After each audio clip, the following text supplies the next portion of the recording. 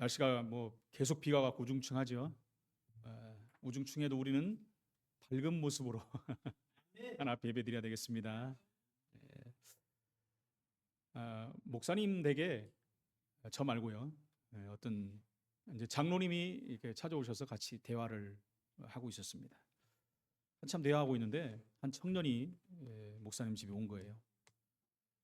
와서 하는 말이 목사님을 뵙고 듣고 싶은 얘기가 있다. 뭔가 한번 얘기해봐라 그랬더니 나는 하나님을 믿고 싶은데 하나님이 도대체 어디 계시냐? 하나님 좀 보여달라 그러는 거예요. 그런 사람 많죠. 보여주면 믿겠다 이런 사람도 있어요. 하나님이 계시되는데 거기가 어디냐? 심지어 주소를 좀 알려달라 이럴 정도로 굉장히 이제 영적으로 힘든 상태니까 이렇게 왔겠죠. 그러니까 목사님 얼마나 당황이 되겠습니까? 보여달라고 하니까. 저한테 와서 보여달라면 저는 뭐라고 하겠습니까? 네 정신 있냐 그래버리죠. 저는 정신 내봐라 이렇게 할 텐데. 그건 이제 웃자고 하는 얘기고 할 얘기 얼마나 많습니까, 여러분? 그래서 목사님이 당황해갖고 있는데 장로님이 목사님이 그런 거예요. 그냥 믿어라 그런 거예요. 덮어놓고 믿어라 그러면 안 되잖아요. 믿어라 하면 그때 이제 말씀을 가지고 얘기도 하고 해야 되는데 당황하다 보니까 그냥 믿으면 돼. 그러니까 청년이 어떻게 믿느냐? 증거를 내봐라 이렇게 한 거예요. 목사님 자꾸 당황하는 거죠. 그때 옆에 계시던 장로님이 끼어드신 거예요. 목사님 제가 좀 설명을 하면 안 될까요? 그러니까 좀 하시라고. 장로님이 얘기를 꺼낸 것입니다. 청년 지금 자네 앞에 뭐가 있는가? 했더니 제 앞에 대문이 있습니다. 대문. 그러니까 거짓말 하지 마라. 대문이 어디냐? 무슨 말이야? 대문이 있는데 내가 지금 대문으로 들어왔는데 웃기지 마라. 대문 없다. 이렇게 해버린 거예요. 그러니까 막 이제 청년이 얼굴이 불그락해지는 거죠. 그러면서 네 옆에는 뭐가 있냐? 청년 옆에 뭐가 있냐? 그러니까 장독대가 있는데 장독대가 어딨냐? 말도 안 되는 소리 한다. 점점 이제 황당한 거죠. 그러면서 또 옆에 뭐가 있냐? 그러니까 화단이 있죠. 그러더니 너는 왜 이렇게 거짓말을 잘하냐? 화단이 어딨냐? 이 청년이 속이 터져 죽는 거예요. 있는데 내가 있다라고 하지 없다고 거짓말 하겠습니까? 화를 내는 거예요. 그때 장로님이 이렇게 얘기합니다. 미안하다. 나는 앞을 볼 수 없는 맹인이다. 분위기가 갑자기 싸해지겠죠. 나는 더듬거리면서 목사님 집에 찾아온 것이다. 앞에 대문이 있는지 장독대가 있는지 화단이 있는지 나는 알 수가 없어. 안 보이니까. 겨우 더듬거리면서 나는 찾아온 것이지. 그래서 사람들이 얘기하는 것을 여기에 뭐가 있다 저기에 뭐가 있다는 것을 나는 믿을 수가 없어. 그러면서 장로님이 청년에게 이런 얘기를 했습니다. 나는 육적 맹인이지만 나는 영적으로는 맹인이 아니야. 근데 자네는 육적으로는 깨어있는 것 같으나 영적인 맹인이야. 이때 청년이 이렇게 뭔가 딱 온 거예요. 그죠? 뭔가 있네? 한 거죠. 여러분, 하나님에 대해서 세상 사람들은 알 수 없습니다. 여러분. 근데 청년이 알아들은 거예요. 눈으로 보는 것 말고 보는 세계가 또 있구나. 성경에 나오지 않습니까? 믿음은 바라는 것들의 실상이요 보지 못하는 것들의 증거다 그랬어요. 우리가 믿는 대상은 눈에 안 보이는 여기 나와 있는 물컵 같은 거는 있으니까 보이지 않습니까? 그죠? 있으니까 있다 그러죠. 이게 보고도 없다 그럴 수는 없잖아요. 눈으로 보이는 건 쉽게 믿어지는데 사실 이걸 믿음이라고 하지 않죠. 아는 것이다. 이건 컵이다라고 알죠. 그러나 눈에 안 보이는 것을 믿는 것을 믿음이라고 하는 것입니다. 그 믿음의 근거는 말씀이 되겠죠. 우리가 믿는 믿음은 이런 컵 정도 그런 것이 아닙니다, 여러분. 우리가 믿는 믿음은 눈, 코 이런 정도가 아니에요. 우리의 영혼, 눈에 보이지 않는 아주 중요한 것들을 말하는 것입니다. 어떻게 우리가 옷을 입을 것인가 그런 정도가 아니라 우리의 가장 중요한 영혼이 있다는 것입니다. 저도 아침에 나올 때는 막 이제 어제 저녁부터 저는 옷을 준비해요. 뭘 입고 갈까? 넥타이는 어떤 것을 맬까? 구두는 어떤 것을 신을까? 저는 항상 그렇습니다. 전날 다 준비해놔요. 넥타이도 준비하고 양발도 준비하고 속옷도 다 준비해놓고 전날 샤워도 다 하고 머리도 감고 이렇게 준비합니다. 아무리 그런들 여러분 영혼을 바꾸지 않으면 안 된다. 세상 사람들 다 육신은 가꿀 줄 아는데 영을 가꿀 줄은 몰라요. 영혼이 있는 것을 모르니까 그렇다는 것입니다. 많은 사람들이 여기서 다 놓쳐버리는 거예요. 우리가 가장 중요한 영혼, 우리의 정신, 이런 것들이 얼마나 중요한지 모릅니다. 눈에 보이지 않는 세계, 오히려 중요한 것들이 훨씬 많습니다. 우리의 영혼, 정신, 영적 세계, 하나님, 성령님, 그리고 천사, 사탄, 마귀, 귀신, 눈에 안 보이지만 존재하고 있다는 것입니다. 그래서 아까도 말씀드렸지, 믿음은 바라는 것들의 실상인데 보이지 못하는 것들의 증거다 그랬어요. 히브리서 11장 6절에 믿음이 없이는 하나님을 기쁘시게 할 수가 없다. 믿음이 없으면 하나님을 기쁘시게 할 수가 없잖아요. 그래서 뭐라고 합니까? 성경은 또한 반드시 그가 계신 것을 어떻게 해요? 계신 것과 또한 그가 상 주시는 이심을 믿어야 할지니라. 하나님이 계신 것. 여러분들이 오늘 예배드리러 오는데 하나님 계신가? 이렇게 오면 안 되잖아요. 하나님 우리 예배를 받으시기 위해서 계시다는 거예요. 우리가 예배할 때 하나님 받으시고 상을 주시고 응답하시고 은혜를 주시고 복을 내려주신다는 거예요. 그걸 믿어야 한다라고 성경은 말하고 있습니다. 성경에는 제일 처음 뭐가 나오냐면 빛이 나옵니다. 빛이. 창세기 1장 3절에 빛이 있으라 그랬어요. 어둠에 명한 것입니다. 빛이 있으라 할 때 빛이 생겼다. 가장 먼저 빛을 만드셨어요. 그런데 성경은 뭐라고 합니까? 우리는 빛을 선전하기 위해서 부름을 받았다. 베드로서 2장 9절에 나오죠. 예수님께서 또 우리가 세상의 빛이라고 하셨어요. 마태복음 5장 14절에 너희는 세상의 빛이 되라가 아니라 빛이다. 구원받는 하나님의 자녀는 빛이 된 겁니다. 이미. 그러니까 빛이 됐기 때문에 빛이 되려고 노력 안 해도 돼요. 우리 빛이 돼버린 거예요. 이사야 60장 1절로 3절에도 위기 중에 이사야는 일어나 빛을 발하라 라고 했어요. 빛이 있으니까 일어나면 비춰지는 거예요. 뭐 빛을 비추게 노력할 필요가 없어요. 일어나면 된다는 것입니다. 사도 바울도 뭐라고 합니까? 우리를 빛의 자녀라고 말하고 있습니다. 에베소 5장 8절에 말하고 있죠. 지난주 말씀에 우리가 어떤 말을 들었습니까? 죄 중에 큰 죄가 복음을 모르고 표적만 구하는 신앙이다. 그래서 그것을 예수님께서는 악한 세대다라고 했어요. 여러분, 복음 없는 율법 얼마나 힘들겠습니까? 여러분, 복음 없이 율법만 해버리면 죽는 거, 사람 죽이는 거예요.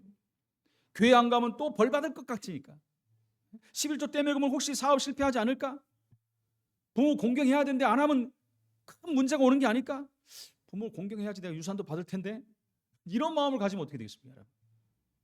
내가 하나님 앞에 안 나가면 혹시 뭐 번개 맞는 거 아닌가? 오늘 비 오는데.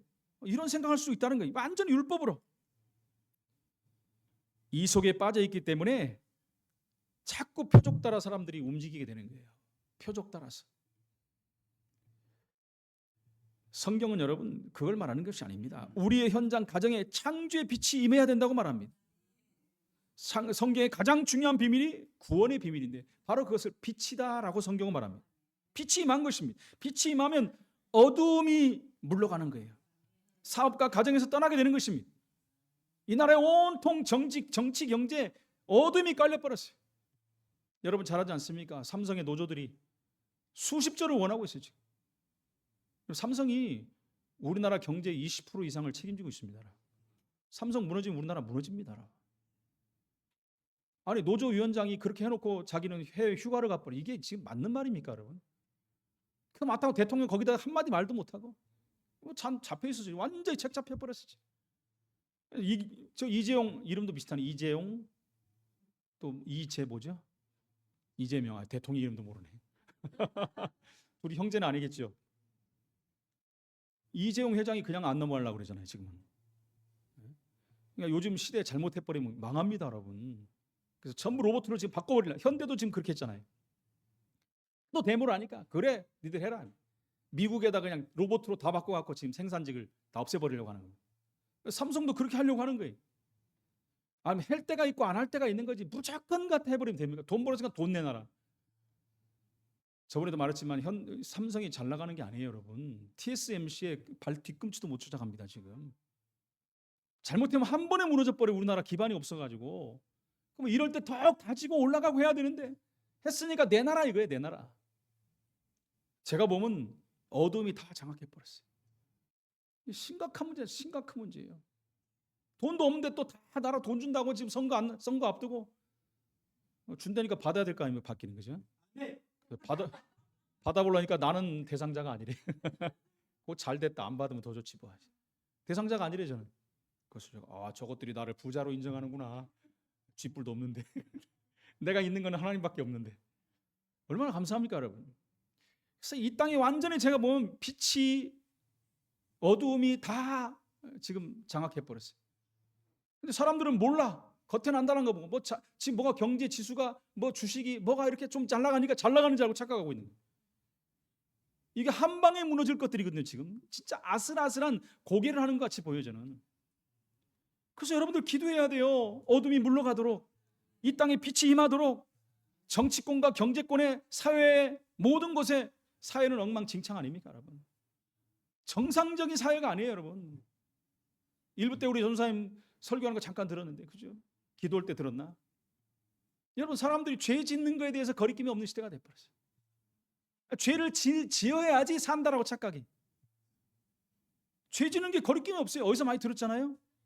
네피림 시대 때. 그렇죠. 생각하고 계획하는 모든 것이 죄라고 했거든요. 하나님이 인간 지으심을 한탄할 정도로 그런 시대였는데, 이 시대가 바로 그런 시대가 됐다는 거예요. 여러분, 빛이 임할 수밖에 없는 시대예요 지금은.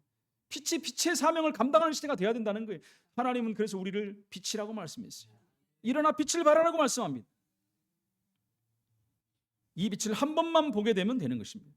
성경에 이 빛의 맛을 본 사람 누굽니까? 요셉, 다윗, 다니엘, 이사야, 바울. 수많은 사람도 있지만 몇 명을 제가 말씀드리는 거예요. 완전한 빛이 된 거예요. 그 이전에는 완전히 어둠이 다 세상을 장악해버렸는데 빛을 비췄더니 어둠이 다 물러가 버린 거예요. 교회사에서도 마찬가지입니다. 빛을 본 사람 누굽니까? 루터나 요한 칼빈, 찌빙걸리, 요한 낙스, 이런 사람들. 빛이 돼버린 거예요. 빛이. 그 중세시대의 암흑기에 세상이 무너져 가는데 복음의 빛이 막 비춰진 거예요. 죽어가는데 거기서도 빛을 비추는 사람들 때문에 예수를 안 믿으면 안 되는 시대가 돼버린 거예요.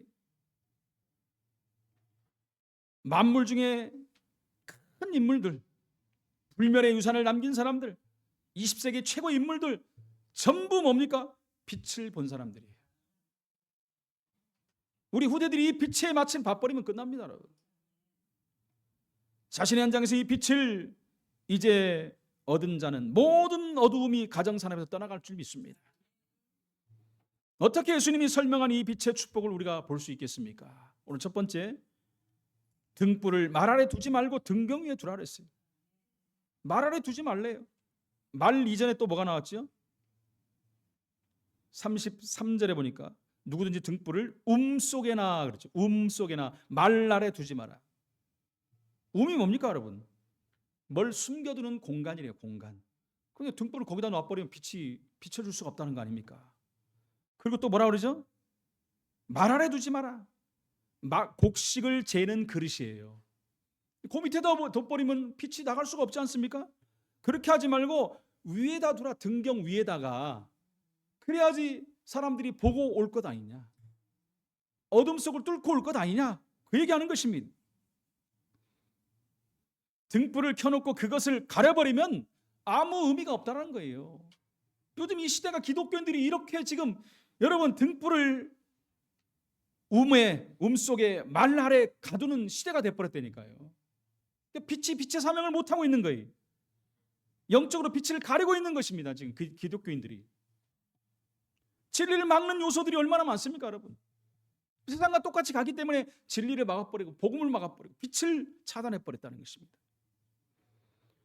하나님께서 빛을 주셨는데 이스라엘이 모르고 살아왔습니다. 모르고 살아왔어요. 여호와의 영광이 임했는데 숨기지 말고 사용해야 되는데, 그래서 일어나라 빛을 발하라고 말하는 것입니다. 그래서 그 이전에 얼마나 많은 고통을 당합니까 이스라엘이. 그 이사야 60장 가가지고 얘기잖아요. 너희들 할 것은 빛을 비추는 것이다. 그리고 이제 너희가 빛을 비치면 다 돌아올 것이고 그 길도 닦고 기체를 들고 준비해라 이거예요. 준비하라. 그래가지고 오늘 올 거 아닙니까? 그래서 누구든지 등불을 켜서 등경 위에 두게 됩니다. 그런데 수많은 사람들이 그 빛을 숨기고 있다는 거예요. 빛이 없다라고 착각하고 산다는 겁니다. 예수 믿는 흉내도 안 내요. 예수 믿는 것을 오히려 창피해 여기는 사람들이 많다는 것입니다. 어두움은 우리가 짓지 않는 원죄를 말합니다. 원죄가 뭡니까? 하나님 말씀을 불순종한 것이 원죄예요. 불순종한 그것이 바로 죄입니다. 하나님 말씀을 안 들은 죄, 하나님이 하지 말라고 한 것을 거역한 죄, 그게 원죄입니다. 그런 사람이 사니까 육장에 가서 네피림 시대를 맞이할 수밖에 없는 거예요. 그렇잖아요. 하나님 없는 세상을 살아버리니까, 어둠 속에 살아버리니까 완전히 네피림 속에 들어가 버린 거예요. 온 세상이 죄 속에 다 무너져 버리는 거예요. 그리고 결국은 죄 가운데 성공하려고 하니까 성공하고 다 무너져 버리는 거예요. 11장 사회가 그렇게 된다는 것입니다. 여러분, 불신자들의 문제는 세상의 문제입니다. 세상 문제예요. 세상 문제는 불신자 문제입니다. 이것을 우리 신자들이 잘 봐야지 빛을 감당할 수 있는 거예요. 갈수록 인생은 어려워집니다. 갈수록 세상은 점점 어려워지는 것 같아요. 전쟁은 끝날 기미도 안 보이고요. 계속 어려우면 더 확산돼 가는 것 같습니다. 지금 보니까 새로운 불씨들이 또 일어나잖아요. 어제 보니까 이제 트럼프가 독일에서 주한미군 5,000명을 감축한다 해버리네. 그러면 이거 잘할게 하면 될 텐데. 뭐 그러나 국방부 장관이 또 이렇게 해버리게. 트럼프 더 열받아가지고 그럼 더 빼버리겠다. 얘들 장난도 아니고, 그죠? 이게 지금 지구촌에 생명이 왔다 갔다 하는 일들인데, 여러분 정말 우리 기도해야 돼요. 지금 여러분 글로벌 시대이기 때문에 우리나라가 아닌 데가 아니에요. 다 적용이 된다니까요. 아니 호르무즈 해협에 기름 배가 다니지 못하니까 전 세계 기름값 때문에 난리가 났잖아요, 지금요. 갈수록 문제 사건은 계속 옵니다. 사회와 국가, 세계 끊임없는 문제들이 다가온다는 것입니다. 문제는 뭐냐? 원인도 모른다는 거예요. 왜 그런지 그 속에 있는지도 몰라요. 잘못된 진단이 반복됩니다. 그러니까 엉뚱한 일을 하는 거예요. 더욱더 어렵게 돼버리는 거예요. 올바로 진단해야지 답을 얻지 않습니까? 진단을 잘못하면 어떻게 합니까, 여러분? 아니 속이 아파하고 진단에 배를 갔는데 머리를 진단하면 되겠습니까, 여러분? 배를 진단해야지. 정확히 잡아내야 되지 않겠습니까? 빛을 붙잡는 순간 흑암은 떠나가는 것입니다. 제가 새벽에 교회에 딱 나오면 거의 제가 처음 먼저 오거든요. 딱 문을 딱 열면 딱 누르면 시커매요. 시커면 눈에 안 보이잖아요. 안 보여도 어딘지 모르잖아요. 탁 키면 갑자기 확 어둠이 일시에 없어져 버립니다. 일시에 없어져요. 뭐 구석에 조금 남아있냐? 없어요. 싹 없어져요. 저 속에는 안 비치니까 껌껌하겠죠. 그래서 제가 세 개를 비춰버리니까 이제 안 비치는 데가 없어요. 세 개 다 켜버리니까. 그러면 전부 환해집니다. 일시에 어둠이 다 없어버려요. 똑같습니다, 여러분. 우리가 이 빛을 비춰버리면 어둠은 일시에 도망가 버리는 거예요. 있을 수가 없는 거예요. 주님이 그렇게 말씀하셨어요. 너희는 세상의 빛이라고 했어요. 빛을 비치는 거예요. 처음부터 빛을 줘요. 세상에 빛이 있으라. 어두운 이 땅에. 창세기 3장 15절 여자의 후손의 빛 그리스도. 창세기 6장 14절에 방주 되신 그리스도 빛. 출애굽기 3장 18절에 희생제사 되신 그리스도 빛입니다, 여러분. 이사야 7장 14절에 임마누엘 되신 그리스도. 이사야 6장 1절 3절에 그 빛을 바라라는 거예요. 다른 건 말하지 말고 이 빛 그리스도를 말하라는 겁니다. 근데 이 빛이 왔는데 빛을 받아들이지 않았어요. 요한복음 1장 12절 이스라엘이 거부했어요. 그래서 영접하는 자 곧 그 이름을 믿으면 하나님 자녀가 된다고 말씀하십니다. 누굽니까? 우리 영접하는 분이 누굽니까? 예수 그리스도. 그분이 우리 안에 들어오면 빛이 임한 거예요. 그럼 우리는 빛이 돼버린 것입니다. 그래서 마태복음 5장 13절 16절에도 너희는 세상의 빛이다. 똑같은 말이죠. 산 위에 있는 동네가 숨겨지지 못할 것이다. 숨겨지지 못하는 게 빛이 비춰져 버리면 사람이 등불을 켜서 말 안에 두지 아니하고 등경 위에 두나니 이러므로 집안 모든 사람에게 비치느니라.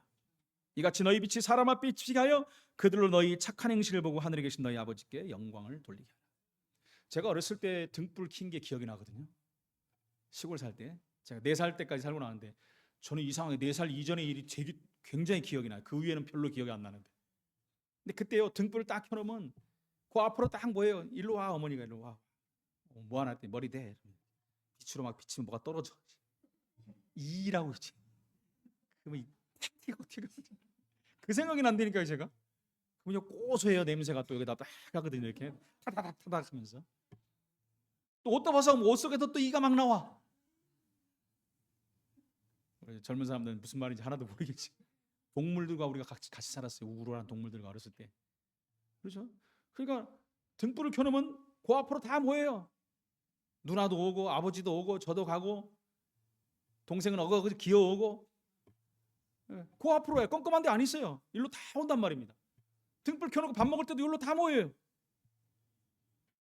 불이 있는 곳에 여러분 다 증거가 나타나는 것입니다.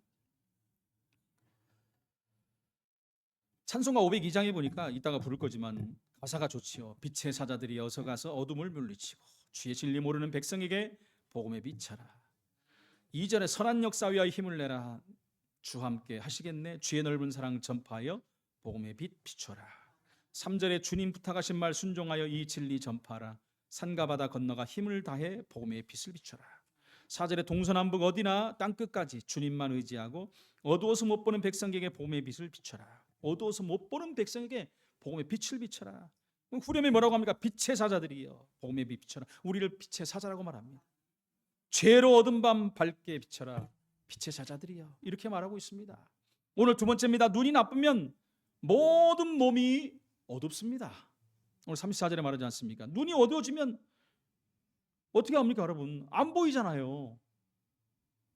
눈이 여러분 최고 중요한 겁니다. 안 보이면 힘들어요. 그래서 여러분 눈 관리도 잘 하시기 바랍니다.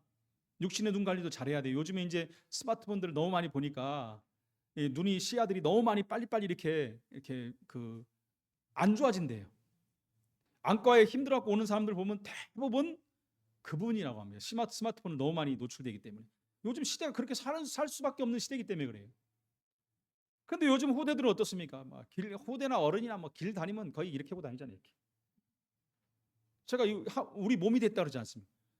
제가 뭐라 그랬죠? 이목구비 끝나는 게 이목구비 폰. 하나가 더 있어 우리 몸이. 이목구비 폰.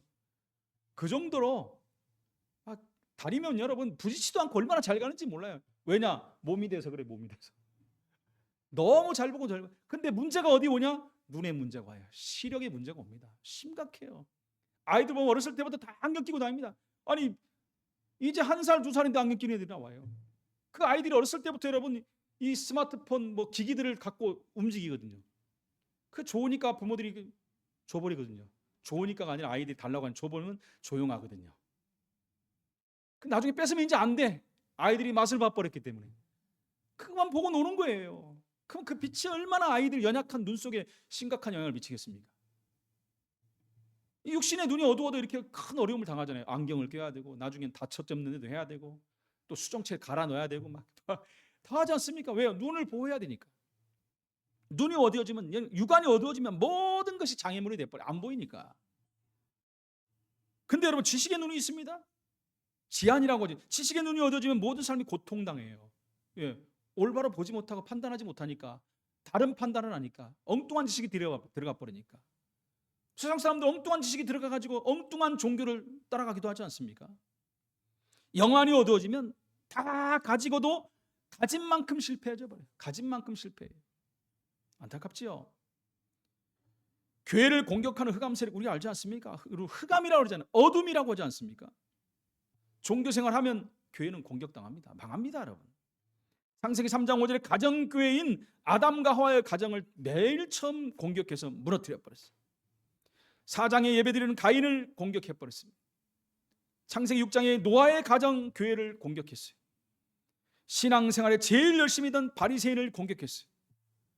바리새인이 예수님을 십자가에 못 박은 그런 여러분 참담한 일을 벌이는 사람들입니다. 정통 중에 정통 중세교회가 복음을 막았어요. 복음을 막은 결과 어떻게 됐습니까, 여러분? 최고의 복을 받아들인 중세교회, 그냥 태어나면 다 예수 믿는 거예요. 그런데 어떻게 됐습니까? 신앙은 점점 나락을 가는 거예요. 나락을 가는 거예요. 수많은 비리들이 교회가 비리 온상이 돼버리고. 그러니까 중세시대가 세계 역사를 보면 기독교사 역사를 다 보면 암흑기였다라고 말하고 있습니다. 역사가들. 우리나라 그러지 않습니까? 하나님이 140년 전에 복음을 주셨고 얼마나 많은 축복을 받았습니까, 여러분? 경제적으로 복을 받고, 예? 신앙적으로도 복을 받고. 여러분, 퍼센티지로 따지면 우리나라가 세계 최고 많은 선교사를 파송하고 있어요, 지금도요. 교회 부흥의 그 대역사를 세계에서 찾아볼 수 없을 만큼 그런 증거를 봤어요. 거기에 따라서 경제 부흥의 역사가 얼마나 일어났습니까, 여러분? 근데 지금 현실은 어떻습니까? 교회들이 문을 닫고 있고 아이들이 교회를 떠나가 버리고 있어요. 심각합니다, 심각해. 유럽의 전체를 그대로 밟고 있어요. 힘들고 어려울 때는 여러분 신앙을 붙잡고 가는데 좋아지고 잘 살고 잘 먹고 하니까 이제는 복음을 멀리하고 교회를 멀리하기 시작합니다. 그래서 복음은 어디서 융성하고 발전하냐? 힘들고 어려운 쪽에서. 그리고 지금 제가 말하잖아요. 저 아프리카, 모슬렘권, 그리고 저기 동남아, 그리고 저기 브라질 이런 데가 막 엄청나게 지금 신앙이 일어난다는 거예요. 우리나라 그러지 않았습니까? 그 어려운 때 70년대를 지나가면서 하나님이 대부흥의 역사를 일으킨 거예요. 세계에서 유례를 찾아볼 수 없는 대부흥의 역사를 이뤘는데 그때부터 하향 곡선을 그리고 지금 빠른 속도로 무너지고 있다는 거예요. 안타까운 거죠. 안타까운 거예요. 앞으로도 계속 이런 일이 벌어진다니까요. 사단은 그것을 누구보다 잘하기 때문에 계속해서 교회를 건든다는 것입니다. 영안을 못 떠서 빛을 못 보게 되면 갈수록 어둠이 들어오게 되는 것입니다. 그 정도가 아니잖아요. 후대를 공격합니다. 중요한 건 후대를 공격하면 망해버립니다. 우리 후대들이 공격당한 결과가 지금 우리나라 인구 소멸 시간표가 와버린 거예요, 여러분. 너무너무 안타깝죠. 저는 세상에 나가보면 안타까워요. 안양천도 다니잖아요. 젊은 부부가 둘이 딱 이거 끌고 가야지. 이야, 어린아이를 하나 낳고 가는구나. 가보면 강아지가 누워있어. 강아지 이렇게, 어떤 강아지 이렇게 누워있어. 아이가 거기 들어가 있어야 되는데 이런 시대가 돼버린 거예요. 아이들한테 아이 낳으라 그러면 키워줄래요? 이렇게 해버리면 어떻게 합니까? 부모님 말도 못해.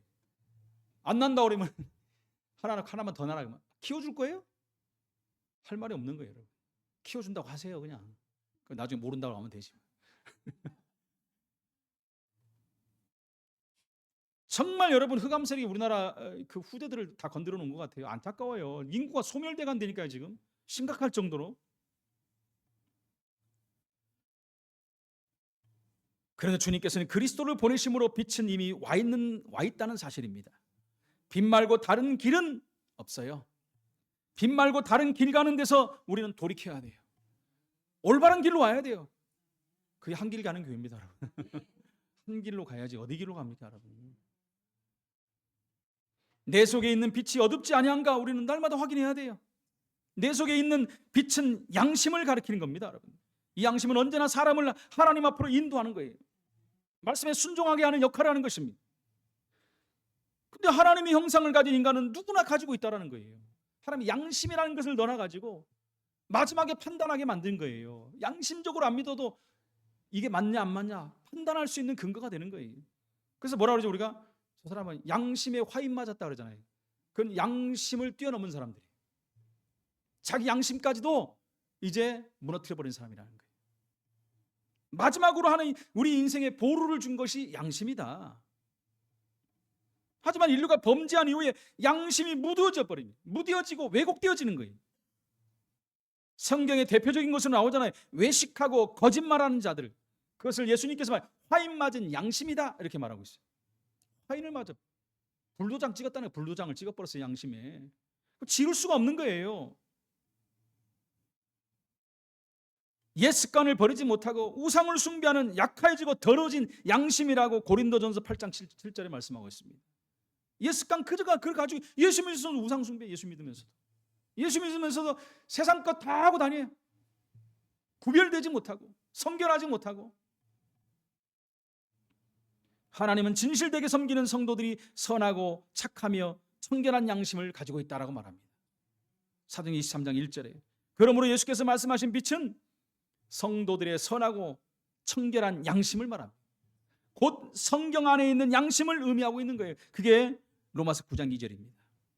성도는 이 양심이 항상 육적이고 타락한 그런 생각에 무뎌지고 어두워지지 않도록 깨어서 기도해야 된다는 거예요. 우리가 틈만 나면 사단은 자꾸 그쪽으로 우리를 끌어가거든요. 오뚜기 인생이라니, 오뚜기. 누워놓으면 발딱 일어나잖아요. 누워놓으면 또 일어나고, 누워놓으면 일어나고. 우리가 다 습성이 그렇다는 게 창세기 3장적인 요소들이 다 있어요. 조금만 허용하면 바로 돌아가 버립니다, 세상으로. 그러니까 예수 믿는 사람들이 타락하기가 훨씬 쉬워요. 왜? 세상 맛을 안 보고 살다가 원래 창세기 3장적인 죄성을 갖고 태어난 사람이기 때문에 세상 것을 보면 좋고 따라가고 싶고 하고 싶고 반복하고 싶어요. 죄를 짓고 싶고 막 그래요. 그런데 예수 믿는 사람들이 여러분 절제하다 그 맛을 한번 봐버리면 확 봐버리는 나라하게. 그런 증거가 저쪽 동네 아닙니까 여러분? 그 증거에 똑같아요. 한번 맛을 봐버리니까 목사들까지도 타락하는데 막 끝까지 가버리는 거예요. 세 번째, 등불에 빛이 비춰줄 때와 같이 온전히 밝으리라. 등불이 빛이 비칠 때 같이 온전히 밝아지는 때가 오는 겁니다. 왜요? 저와 여러분들 때문에. 왜? 우리가 빛이기 때문에. 어두움을 해결하는 길은 하나밖에 없습니다. 빛을 비추는 것밖에 없어요. 빛을 비추는 거예요. 깜깜한 동네에 빛을 등 하나만 켜놔도 환해집니다. 껌껌한 데일수록 뭐가 모이는지 압니까? 범죄자들이 모여요. 껌껌한 데일수록. 그 껌껌한 곳에 또 어둠의 세력들이 또 건듭니다. 흠해진 곳에 무당집들이 많잖아요, 여러분. 다 이유가 있는 것입니다. 그래서 우리 어떻게 해야 됩니까, 여러분?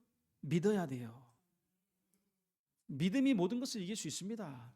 믿는다는 것이 영접하는 거잖아요. 영접하는 자 곧 그 이름을 믿는 자들에게는 하나님의 자녀가 되는 권세를 주셨다. 우리가 아직 죄인 되었을 때 그리스도께서 우리를 위하여 죽으심으로 하나님께서 우리에게 대한 자기 사랑을 확증하셨느니라. 우리를 사랑하신다고 확신하고 확정하고 증거를 주시고 도장 찍어버렸어요. 요한복음 5장 24절에도 내 말을 듣고 나 보내신 이를 믿는 자는 영생을 얻었고 심판에 이르지 아니하 사망에서 생명으로 옮겼느니라. 로마서 10장 9절 10절에 사람이 마음으로 믿어 의에 이르고 입으로 신함으로 구원에 이르느니라. 영접해야 영접. 우리 날마다 예수 그리스도를 영접해야 돼. 재영접파가 아니고 주인으로. 왜? 내가 자꾸 주인이 되니까 주인을 자꾸 바꿔야 돼요. 예수님이 내 주인이 되어 주옵소서. 오늘도 주인을 바꿉니다. 나의 호주가 우리 집의 호주가 되어 주시고 나의 주인이 되어 주시고 우리 회사의 사장님이 되어 주옵소서. 날마다 바꿔야 돼요. 빛이 임하기 때문에 온몸이 밝아지기 때문에 질병도 치유되는 것입니다. 그래서 집을 여러분 어둡게 하고 24시 어둡게 하고 막 그냥 그렇게 살면 여러분 집에 뭐가 질병이 걸려요. 곰팡이 슬고 습기가 차고 이상해져요. 그래서 하루에 한 번씩은 30분 이상씩 해놔야 돼. 문 열어야 돼. 문 열고 통과하게 돼야 돼. 공기들이. 춥다고 그냥 있으면 안 됩니다. 활짝활짝 열어야 돼요. 겨울에 우리 집도 안 열었지만 네, 지금은 제가 하루에 몇 번씩 엽니다. 열어놓고 환기시키고. 근데 잘 보고 열어야 돼. 어떨 때는 밖이 더 들어올 수가 있어요. 막 시뻘개져 공기가.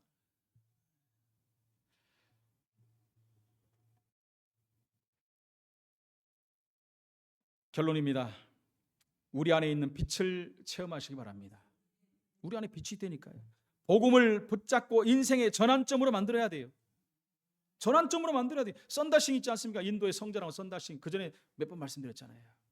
인생의 삶의 회의를 느끼고 이제 그만 살자. 결단하는데 어떻게 하면 빨리 죽을까?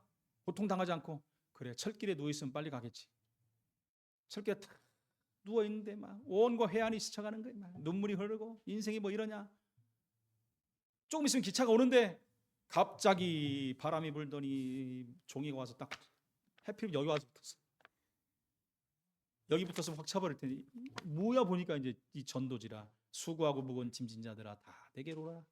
내가 너희를 쉬게 하리라. 이 말씀이 딱 꽂혀버린 거예요. 그래서 이 말씀 어디 교회 건가 보니까 교회 이름이 써 있잖아요. 가서 목사님과 상담하고 예수님 영접하고 인생이 변해버린 거예요. 여러분, 우리 안에 빛을 체험해야 돼요. 우리는 이미 빛이 들어온 사람들이에요. 우리는 그리스도로 말미암아 구원받은 사람입니다. 이 복음을 붙잡고 날마다 인생의 전환점을 만들어야 돼요. 그리고 평안의 누림의 방법을 알아야 됩니다. 그 첫 번째 감사예요. 감사밖에 없어요, 여러분. 감사하는 자는 여러분 병들지 않습니다. 감사해야 돼요. 그리고 기도해야 돼요. 감사한다는 것은 기도입니다, 여러분. 내가 구원받은 것, 내게 빛이 임한 것, 내가 이 땅을 살아가고 있는 이유, 그리고 우리는 미래도 결정됐잖아요. 영생이 결정된 사람이에요. 감사할 수밖에 없고 기도할 수밖에 없습니다. 우리가 복음을 알기 전에 가졌던 무능이 복음을 알게 되니까 능력이 돼버리는 거예요. 복음 누리는 적합한 방법이 되는 거예요, 그게. 그리고 우리는 시대적인 도전이 무엇인지도 알아야 됩니다. 우리 사는 삶이 그냥 사는 게 아니에요. 어차피 뭐 가는 세상 가는 게 아닙니다. 어제도 제가 집에서 이렇게 내려오는데 우리 층 쪽에 사는 그 할머니 할아버지가 할아버지는 이제 막 잘 걷지도 못해 막 이렇게 억지로 다녀요. 할머니가 자꾸 할머니도 아파 막 인상을 항상 쓰고 다니셔. 저거 뭐 목사님 이래. 제가 아는 천주교 다니신 분이에요. 그 전에도 한 말씀드렸는데 그저께도 한번 만나서 제가 할 때 예수님 영접해야 된다. 천주교 나도 예수 믿어 구원받는다. 이제 아프지만은 영원히 안 아픈 그곳에 가면 된다. 예수 믿어야 된다. 근데 또 만난 거예요. 둘이 있는데 또 예수 믿어야 끝납니다. 예수 믿으면 하나님 자녀가 됩니다. 나중에 한번 만나서 제가 정확히 말씀드릴게요. 그렇게 하고 돌아왔어요. 이제 가야 될 때가 있어가지고. 그래서 세상 사람이 다 그래요 지금. 아이고 이제 뭐 얼마 남지도 않았는데 연세가 어떻게 되신데? 78. 아이고 아직도 한 20년 남았는데 무슨 얘기하세요? 제가 막 그런 얘기하지 마세요. 그저께도 저 교회 내려오는데 꽃이 이쁜 데 있어요. 제가 그래서 꽃 사진 찍는데 어떤 할머니가 나 쳐다봐. 꽃을 좋아하시나 봐요. 아이고 꽃이 얼마나 이쁩니까? 생명이 들어가가지고 그랬더니 목소리가 쭉 나오잖아요. 전라도시구나 그랬어요. 전라도 어디세요? 그러니까 뭐 고창이래. 아이고 내가 잘 아는 목사님도 고창이 있는데 하면서 얘기를 쭉 하다. 신앙생활 혹시 하세요? 교회 다닌대. 그러세요? 근데 막 힘들어하는 거예요. 힘들어하지 마세요. 연세가 어떻게 돼서 70년. 아직도 멀었구만. 뭘 여기저기 아프다는 거예요. 나도 아파요. 근데 우리가 천국에 가면 이 몸 그대로 안 가져가니까 걱정하지 마세요. 금방 지나갑니다. 예수로 말미암아 만족하세요. 내가 그런 얘기를 하고 또 돌아왔습니다. 제가 동네 다니면서 왔다 갔다 하면서 이 동네 할머니 할아버지 많이 알아요. 이제 또 저처럼 어떤 할아버지 또 이렇게 나와서 시간 만드니까 죽는 분들 있잖아요. 그분도 만났어요. 보니까 89인가? 그런 분들도 와서 이거 하고 있어요. 그분하고도 친해졌어요. 지금. 이제 시간만 보는 게 다 만나놓고 이제 복음 전할 때 오는. 이 동네 이제 할머니 할아버지 다 알아. 왜 할머니 할아버지가 너무 많아. 할머니 할아버지를 집중적으로 공개해야 돼 이제는. 지나가면 다 알아. 왜 다른 교회 권사님도 많이 알아요 제가 여기 동네 이제. 그 만나면 목사님 새벽 기도가 큰 데로 건너가잖아요. 그럼 저쪽에 두 분이 또 건너가 권사님이 이렇게 와. 새벽부터 그러면 버스에서 저 사람들 뭔데 저러는 거냐. 그만큼 친해졌어요. 다른 말로 같습니다만은 우리가 평안의 누림의 복음을 날마다 누려야 되는 것입니다. 우리가 시대적 도전이 무엇인지를 알고 정말 무엇을 위해서 우리가 살고 왜 살아야 되고 어떻게 살아야 되는 우리 다 나왔잖아요. 이게 안 나오면 죽지 못해 살지. 이렇게 되면 안 되잖아요. 아이고야 일어날 때마다 아이고야 아이고 나는 간다. 자꾸 간다는 말 하지 마시고 어차피 시간이 갈수록 몸은 여기저기 고장나고 아파요. 뭐 최소한 고쳐야죠. 최대한 고쳐야 되는데 결국 그 나라는 슬픔도 없고 아픔도 없고 그죠? 배고픔도 없고 막 짜증과 신경질 열받는 것도 없고 온통 기쁨만 있대. 여러분 기대되지 않습니까? 세상 사람들 그게 없으니까 막 나이 먹어갈수록 더 짜증내고 신경질나고 열받고 가긴 가는데 어디로 가는지도 모르고. 여러분 진짜 확신하세요. 내가 하나님 자녀인 거. 인상 쓰고 다니지 마세요 이제. 우리 성도님들 인상 쓰고 다니는 분들은 없어요 사실은. 감사하지요. 몸의 등불은 눈이라고 있습니다. 그리스도로 말미암아 만족하고 또 한 주간 승리하는 증인으로 서시기를 예수 이름으로 축원을 드립니다.